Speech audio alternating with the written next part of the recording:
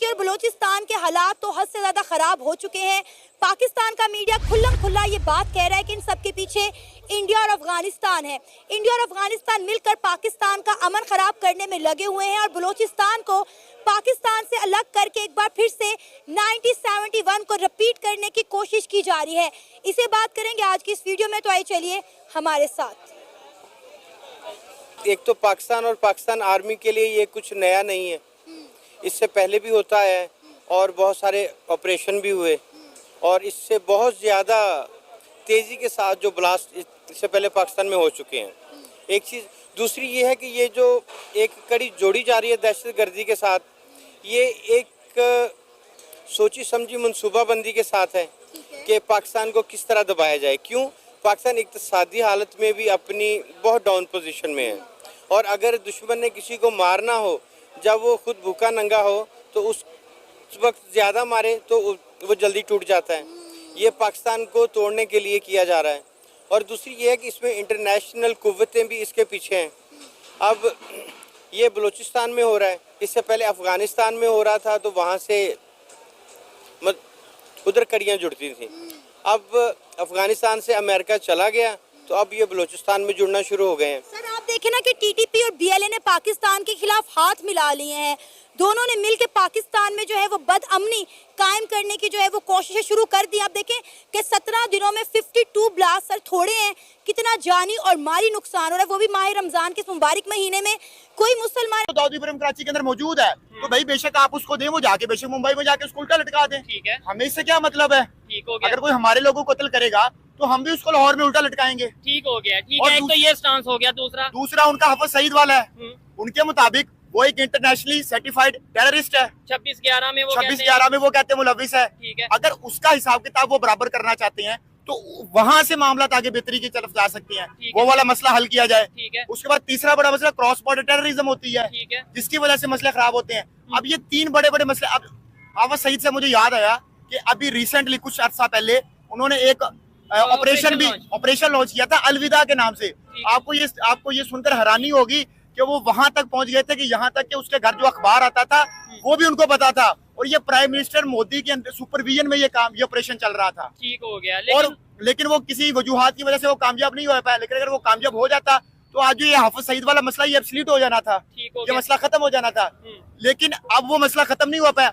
जब तक हम इन 3 चीजों के ऊपर कोई ना कोई अपनी तरफ से पॉजिटिव राय नहीं देंगे, या हमारी गवर्नमेंट को बात नहीं होगी, क्योंकि आपके बात करने से, मेरे बात करने से जाहिर है ओपिनियन तो हम अपनी दे सकते हैं। ठीक है। देखिए, मैं इधर ये कहना चाहूंगा कि देखिए एज ए पाकिस्तानी मैं तो ओपनली चाहता हूँ कि सिर्फ इंडिया ही नहीं, दुनिया के हर कंट्री के साथ रिलेशन बेहतर हो, खासतौर पे नेबर के साथ, चाहे ईरान है, अफगानिस्तान है, और कई वीडियोस में मैं कह चुका हूँ।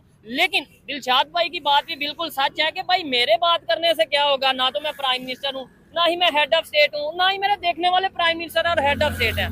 No doubt public to public misunderstandings हैं, वो थोड़ी कम होंगी, लेकिन ओवरऑल जो रिलेशंस बेहतर करने हैं वो गवर्नमेंट में करने हैं। और गवर्नमेंट की ये जिम्मेदारी है कि हाँ भाई, अगर उन्हें हाफिज सईद का इशू है तो उस इशू को सामने लेके आए, उसे क्लियर करें। अगर दाऊद इब्राहिम पाकिस्तान में मौजूद है तो मैं तो ओपनली कहता हूँ कि उधर इंडिया में जाके क्या लटकाना है, पाकिस्तान से उल्टा लटका के उधर भेजा। लोग थे, इंडिया उनको चुन चुन के जी मार रहा है पाकिस्तान के अंदर। देखें, पहली बात यह है कि इंडिया में ना 26/11 जब हुआ था ना, 26/11 के बाद इंडिया का डीप स्टेट जो है ना, उसने बड़ा रिएक्ट किया था। अच्छा। अब उसमें हुआ क्या था कि उन्हें उस वक्त से लेकर, और जो जहादी तंजीमें कश्मीर में चल रही थी वो डायरेक्टली क्योंकि ऑपरेट होती थी पाकिस्तान से। अच्छा। और पाकिस्तान में आप ये कह लें कि लश्कर तैयबा था, उसके अलावा हाफिज सईद का जो है ये जो ग्रुप है ये वहाँ पे एक्टिव होता था। यहाँ से मिलिटेंट जो है वो वहाँ पे जाते थे और उनको जो है यहाँ पे वहाँ पे ये कह लें कि जहाद की तरबियत दे के वहाँ पे भेजा जाता था। अच्छा। अब ये है कि क्योंकि इंडिया ने इस बात को तो अपनी पॉलिसी में, अपनी स्टेट पॉलिसी में शामिल कर लिया, तो हमने अब कभी ओपन वॉर तो करनी ही नहीं है। अच्छा। आपने नरेंद्र मोदी जब से आया, इससे पहले मनमोहन सिंह था तो उन्होंने 2-3 दफ़ा ये पंगा लिया ओपन वॉर का। उससे पहले अटल बिहारी वाजपेयी थे, उन्होंने मुशर्रफ दौर में भी, और परवेज़ मुशर्रफ दौर में जब कारगिल हुआ तो तब उन्होंने ये इरादा किया कि हम ओपन वॉर की तरफ जाते हैं। लेकिन नरेंद्र मोदी की पॉलिसी है कि वो कभी भी ओपन वॉर की तरफ नहीं जाएगा। अच्छा। उसने फ्री हैंड दिया हुआ रॉक। और उसके बाद अजीत डोवल जो है उनके जो नेशनल सिक्योरिटी एडवाइज़र है, ज़बरदस्त सिक्योरिटी एडवाइज़र है। मैं कहता हूँ कि पूरी दुनिया में बहुत कम ऐसी सिक्योरिटी एजेंसीज होंगी या ऐसी स्टेट होगी जिनका सिक्योरिटी एडवाइज़र इतने लंबे अरसे तक उनके साथ सर्व कर रहा हो। आप ये कह लो मोर देन 20 ईयर्स से वो सर्व कर रहा है इंडिया के साथ रिटायरमेंट के बाद जो है। अब ये जो उनका डीप स्टेट एक्टर्स है ना, ये बहुत ही एक्टिव हैं उनके जो उसमें आप ये कह लें पहले अफगानिस्तान उसमें भी वो काम कर रहे होते हैं, वो बांग्लादेश में काम कर रहे होते हैं और वो पाकिस्तान में भी इंडिया काम की कर डीप स्टेट इंडिया की डीप और स्टेट। मैं यहाँ पे दोस्तों एक बात कहूंगी कि जिस तरह अजीत डोवाल की उन्होंने बात की, अजीत डोवाल को पाकिस्तान का बच्चा जानता है भी, वो पाकिस्तान में भी इंडिया के लिए सर्विसेज परफॉर्म करके अब ये गए देखें ना, अजीत डोवाल का मेरे पास एक ना एक किस्सा आपने यह लाजमी सुना होगा कि उन्होंने ना कान छिदवाया हुआ था। अच्छा, तो किसी बंदे ने वो यहाँ पे पाकिस्तान में वो बिल्कुल एज अ इंटेलिजेंस ऑफिसर यहाँ पे काम करते रहे, तो यहाँ पे उन्हीं के एक रॉ के एजेंट ने उन्हें पकड़ के लेके गया और उसने जब पूछा कि पहचाना कैसे, तो उसने कहा कि तेरे कान में छेद था।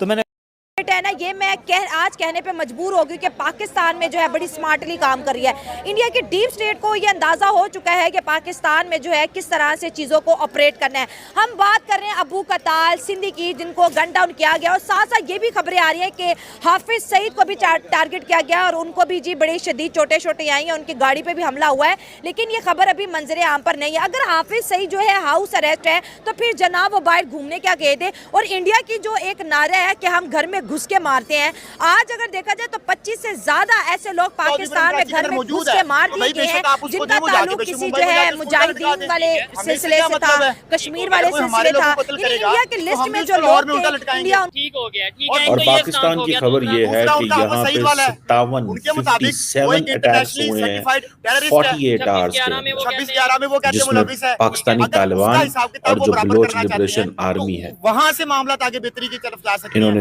वो वाला स्नाइपर मसला हल किया शॉट्स जाए। किए हैं, उसके बाद तीसरा फायर वाला मसला रेड्स क्रॉस किए बॉर्डर हैं, टेररिज्म होती है, इम्प्रोवाइज्ड जिसकी वजह से एक्सप्लोसिव मसले खराब डिवाइसेस होते हैं। लगाई अब ये हैं, तीन बड़े-बड़े मसले सुसाइड अटैक किए आवाज हैं। सईद से मुझे याद आया और कि ये अभी जो recently कुछ तकरीबन अर्सा पहले 16 उन्होंने अमवात एक इससे हुई, ऑपरेशन लॉन्च किया था और अलविदा के ये नाम से। सुसाइड आपको बॉम्बिंग ये बलोचिस्तान सुनकर के अंदर हैरानी आई होगी है।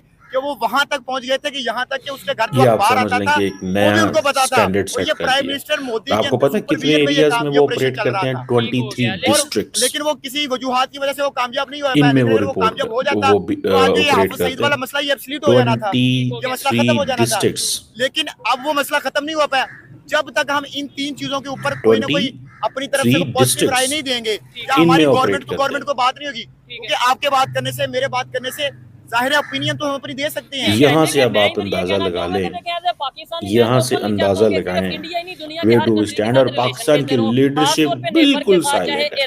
आपको पता है राइजीना डायलॉग के अंदर there is everyone virtually but no one from Pakistan. That is called the isolation. ये इंडिया ने आइसोलेशन का मुकाम कर दिया पाकिस्तान।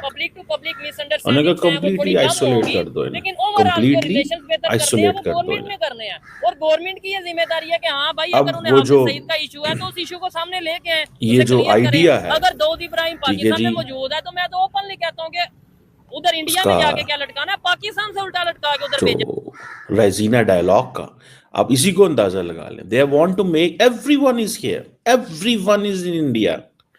आप नाम लें और मैं आपको बताऊंगा किससे इफ्तिताह करा रहे हैं। न्यूजीलैंड के प्राइम मिनिस्टर से, यूएई वहां पे मौजूद है,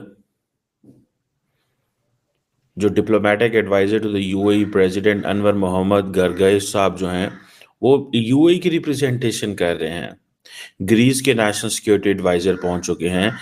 से सर ये हमारे सर से टैग क्यों नहीं उतर रहा क्रॉस बॉर्डर टेररिज्म का? क्या हम अभी इन्वॉल्व हैं या हम कभी इन्वॉल्व रहे थे बट अभी टैग हमारे साथ बिल्कुल पक्का लग चुका है?